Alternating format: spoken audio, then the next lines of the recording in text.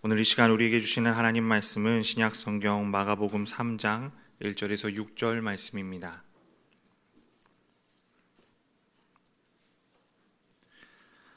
마가복음 3장 1절에서 6절까지 말씀 저와 여러분이 한 절씩 교독하겠습니다. 예수께서 다시 회당에 들어가시니 한쪽 손 마른 사람이 거기 있는지라.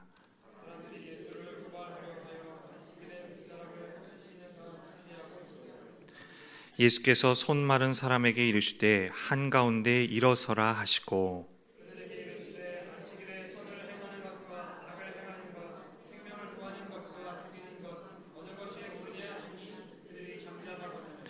그들의 마음이 완악함을 탄식하사 노하심으로 그들을 둘러보시고 그 사람에게 이르시되 내 손을 내밀라 하시니 내밀매 그 손이 회복되었더라.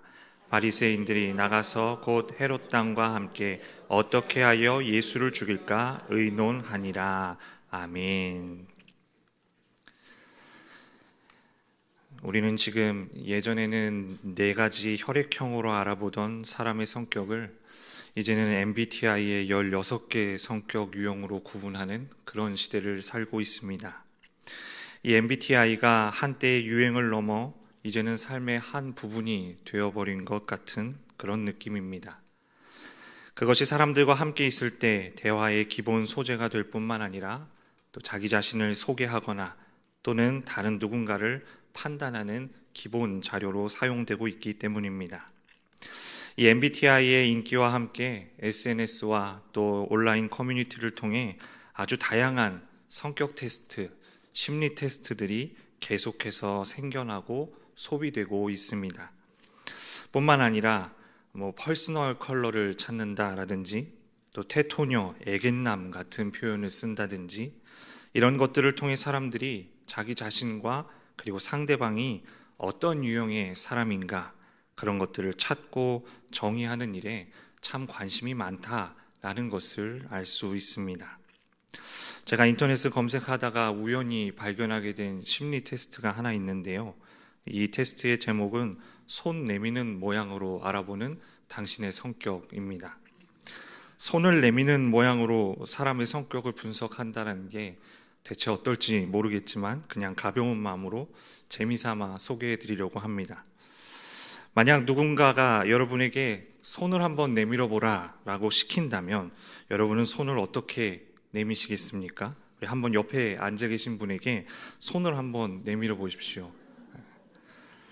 그리고 또 옆에 계신 분이 어떻게 손을 내밀었는지도 한번 보시면 좋겠습니다. 여기에는 4가지 유형이 있습니다. 첫 번째, 손가락을 펴서 손등을 위로 하고 내미는 유형. 두 번째는 손가락을 오므려서 손등을 위로 하고 내미는 유형. 세 번째, 손가락을 펴서 손바닥을 위로 하고 내미는 유형. 또 마지막 4번째, 손가락을 오므려서 손바닥을 위로 하고 내미는 유형이 있습니다. 방금 내미셨던 자신의 손과 또 옆에 앉아 계신 분의 손을 떠올리시면서 어떤 성격 유형인지 한번 들어보시기 바랍니다. 첫 번째, 손등이 위로 오고 손가락 사이를 벌린 사람의 특징은 이렇습니다. 감정이 얼굴에 잘 드러나 거짓말을 못하고 좋고 싫음이 분명하다. 하지만 뒤끝이 없기 때문에 정한 선만 넘지 않는다면 쉽게 용서해주고 넘어가는 쿨한 성격이다. 조금만 기쁜 일이 있어도 잘 웃으며 남에게 받은 호의는 반드시 되돌려 주려고 한다. 두 번째, 손등이 위로 오고 손을 오므린 사람의 특징은 이렇습니다. 배려심이 강하고 자신을 타인에게 맞추려고 한다. 자신과 친한 사람에게만 자신의 진짜 모습과 감정을 드러내며 낯선 사람에게는 착한 사람 코스프레를 하기도 한다. 실패를 두려워하여 도전하는 것을 꺼려한다. 세 번째, 손바닥이 위로 오고 손가락 사이를 벌린 사람의 특징은 이렇습니다. 겉으로는 강하고 밝아 보이지만 속으로는 누군가 자신을 위로해주고 보듬어 주기를 원한다. 그래서 슬픈 일이 생기면 가장 친한 사람에게만 공유하거나 혼자 숨죽여 울기도 한다. 친절하고 세심한 성격을 지니고 있어 좋아하는 사람들을 살뜰히 챙기며 애교를 잘 부리고 밝은 성격 탓에 분위기 메이커 역할을 하기도 한다. 마지막 네 번째입니다. 손바닥이 위로 오고 손을 오므리는 사람의 특징은 이렇습니다. 상처받는 것이 두려워 낯선 사람에게는 다소 차갑게 대하지만 한번 친해지면 자신의 성격과 매력을 마음껏 뿜어낸다. 친구가 부탁하는 것은 거절을 잘 못하는 성격이다. 자존심은 하늘을 찌를 듯 높지만 자존감은 매우 낮다. 외출하는 것보다 집이 좋은 집순이다. 좀 맞으시는 것 같습니까? 이 내용들이 얼마나 맞을지 모르겠습니다. 예전에 제가 한번 주변에 몇몇 사람들에게 테스트를 해보았는데요. 적어도 그 사람들에게는 맞는 내용이 하나도 없는 놀라운 결과가 나타났습니다. 온라인상에 돌아다니는 모든 심리 테스트들이 그러하듯 그저 재미삼아 하는 것이지 전문적인 내용이 아니니 그냥 이런 것도 있구나 라고 생각해 주시면 될 것 같습니다. 이 손을 내미는 것으로 사람의 성격 유형을 나눠보겠다. 그 발상 자체가 재밌는 것 같습니다. 실제로 우리는 여러 가지 의미로 우리의 손을 내밀 때가 있습니다. 손을 내민다 라는 표현을 사용하기도 합니다. 손을 내민다는 것을 국어사전은 무엇을 달라고 요구하는 것, 친하려고 나서는 것이라는 의미가 담긴 관용어다라고 정의하고 있습니다. 관용적 표현으로 사용되는 말이지만 실제로 우리가 손을 내미는 그 행동에도 이런 의미들이 담겨 있다고 볼 수 있습니다. 우리는 누군가에게 필요한 것을 달라고 요구할 때 우리의 손을 내밉니다. 누군가에게 인사를 하고 그리고 악수를 청하고 관계를 맺기 위해서도 손을 내밉니다. 이 손을 내민다라는 것은 두 사람이 있어야 완성이 됩니다. 내가 있고 또 반대편에 상대방이 있어야 하는 것이지요. 또한 손을 내민다라는 것은 마음을 꺼내놓는 일이기도 합니다. 필요한 것을 달라고 할 때 손을 내미는 것은 그것은 내 안에 없는 결핍을 꺼내놓는 것입니다. 악수를 청하고자 손을 내미는 것, 그것은 상대방의 안부를 묻고 상대방에게 가 닿으려는 내 마음을 꺼내놓는 것입니다. 이렇게 생각해 보면 이 손을 내미는 행위에는 우리의 마음이 담겨 있다, 그렇게 말할 수 있겠습니다. 그런데 오늘 본문에는 손을 내미질 못하는 한 사람이 등장합니다. 바로 회당에 있었던 한쪽 손 마른 사람입니다. 이 손이 말랐다라고 하는 것은 손이 오그라들었다라는 것을 의미합니다. 그가 태어날 때부터 장애를 가지고 있었거나 혹은 사고나 질병으로 인해 그렇게 됐을 수도 있습니다. 어떤 경우이든지 간에 그의 손은 사용할 수가 없는 손이 되었습니다.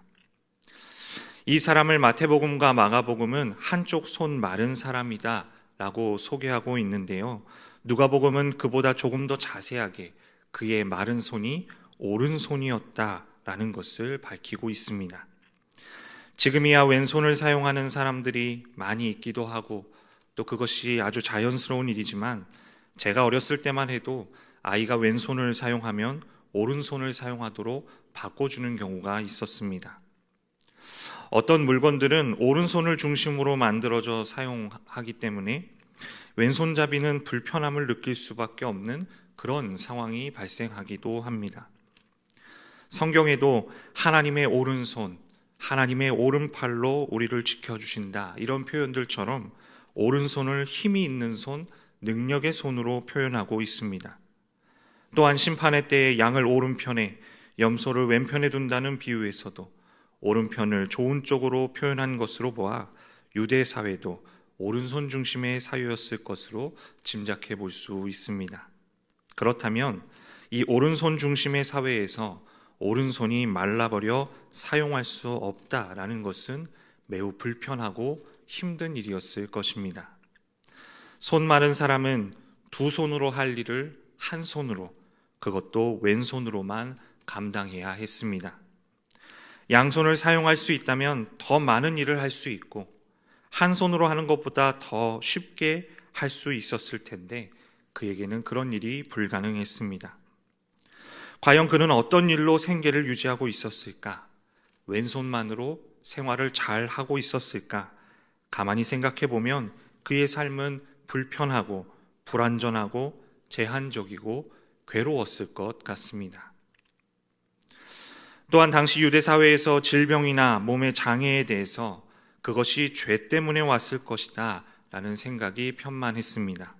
물론 모든 질병과 장애가 죄 때문에 오는 것은 아닙니다.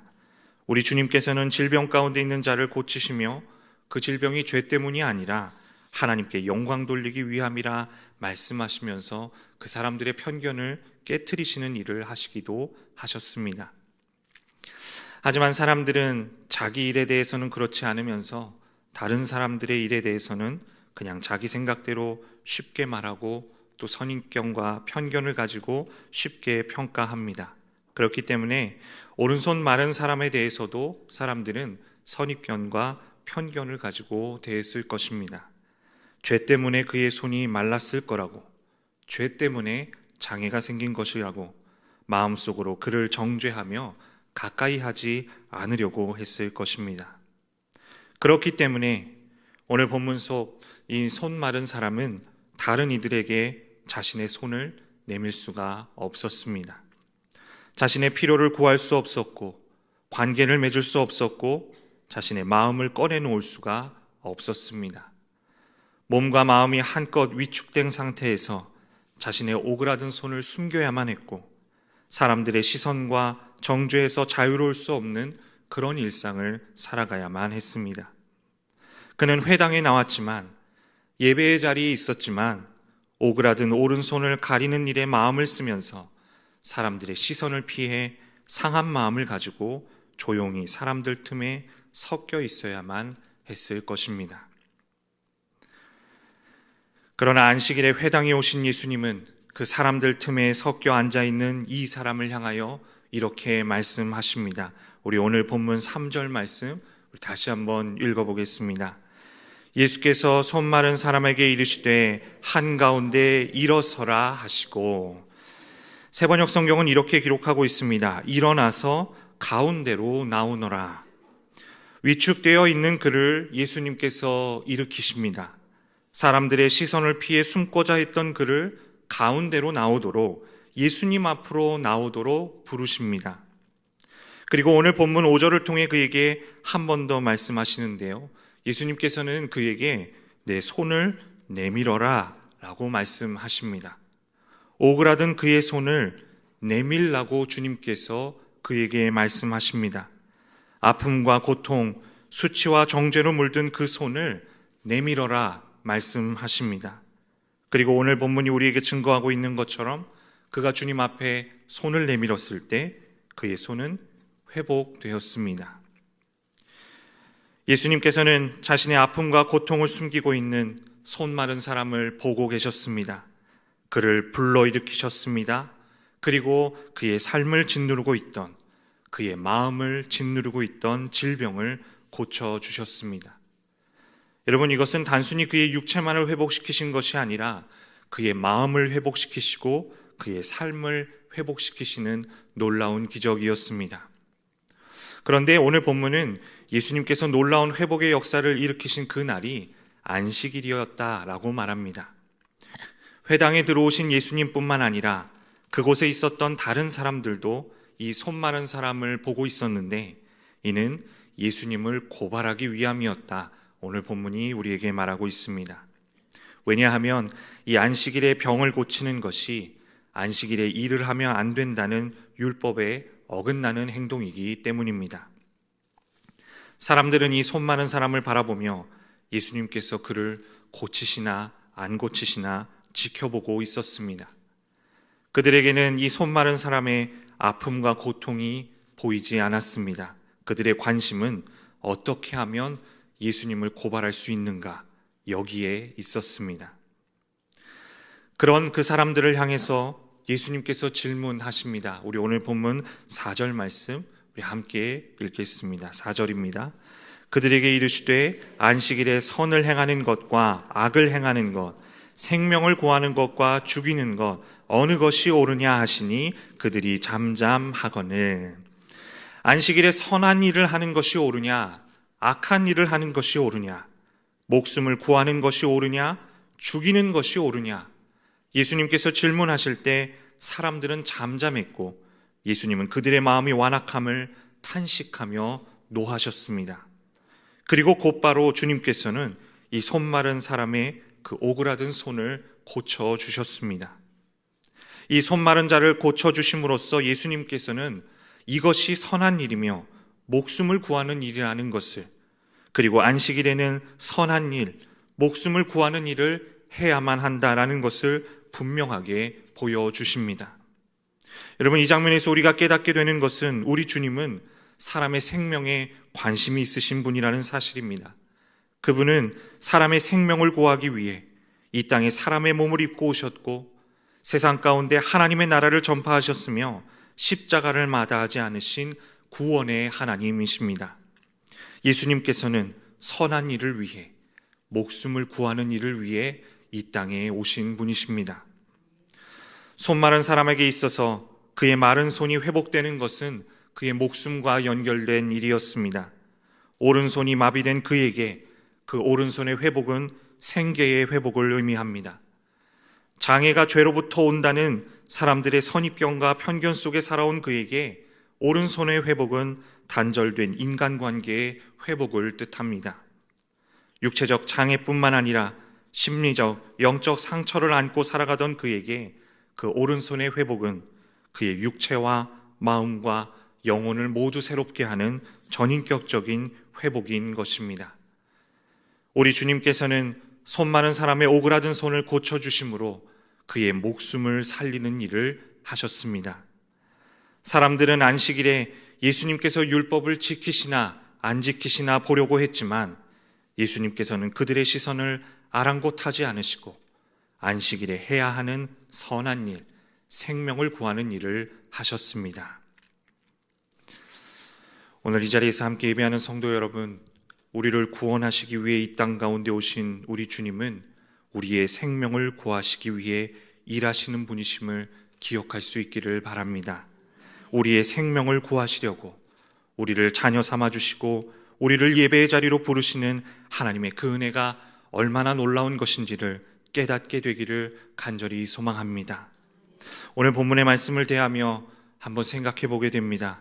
손 마른 사람처럼 예배의 자리에 나오면서도 사람들 틈에 섞여 앉아 있다가 상한 마음, 공허한 마음, 낙담한 마음을 가지고 그냥 돌아가는 것이 혹시 우리들의 모습은 아닙니까?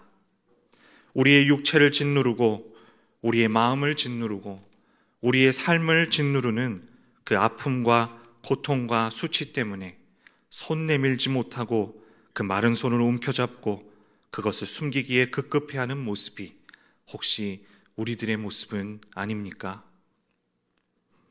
그런 우리를 만나기 위해서 우리가 예배하는 이 자리로 친히 찾아오시는 분이 바로 우리 주님이십니다. 우리가 예배하는 지금 이 자리에 주님께서 함께 하십니다.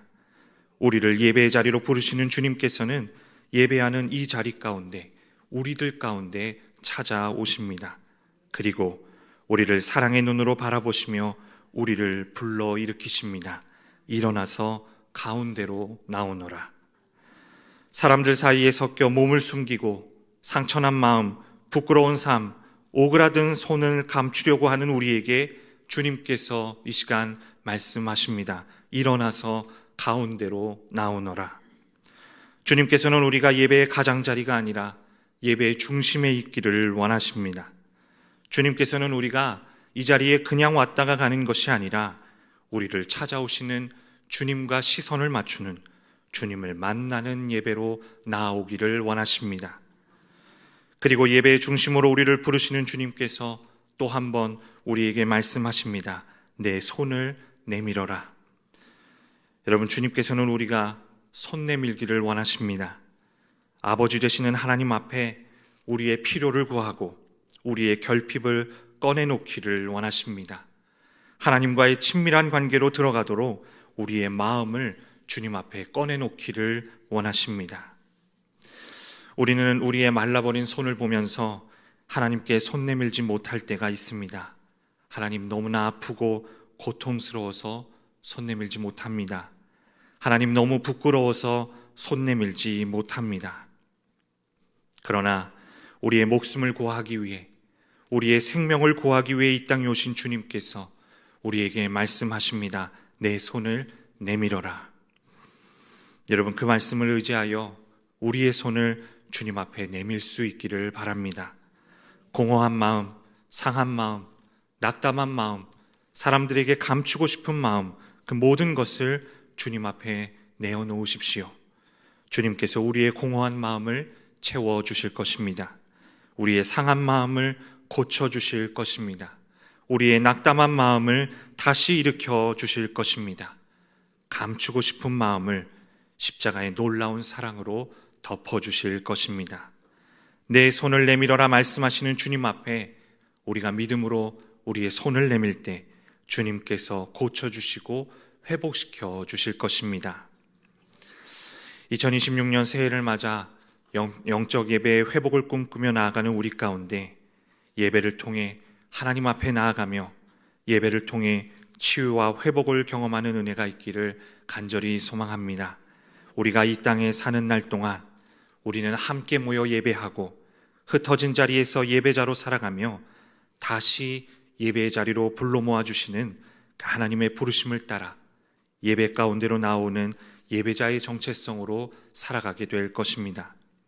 우리가 함께 모여 주님을 예배하는 모든 예배의 자리들이 우리의 생명을 귀하게 여기시는 주님을 만나는 자리가 되기를 간절히 바랍니다. 우리를 부르시고 우리에게 말씀하시는 주님께 순종하여 나아가는 자리가 되기를 간절히 바랍니다. 우리를 고치시고 회복하시는 하나님의 치유와 회복의 역사를 경험하는 자리가 되기를 간절히 소망합니다. 예배의 자리에 서 있는 우리 가운데 우리의 생명을 구하고자 놀라운 일을 행하시는 주님을 기대하십시오. 그분의 사랑의 눈길을 바라보며 주님과 시선을 맞추십시오. 예배의 가장자리에 머물지 않고 일어나서 가운데로 나오너라 말씀하시는 주님의 부르심을 따라 예배의 중심으로 나아오십시오. 내 손을 내밀라 말씀하시는 주님의 음성을 의지하여 아픔과 고통과 수치로 인해 메말라 버린 마음을 주님 앞에 꺼내 놓으십시오. 주께서 우리를 만나 주실 것입니다. 주께서 우리를 치유해 주실 것입니다. 주께서 우리의 영혼육을 회복시켜 주실 것입니다. 예배를 통해 우리를 만나기를 원하시고 우리를 고치기를 원하시는 주님의 놀라운 은혜를 경험하는 저와 여러분의 삶이 되기를 간절히 소망합니다.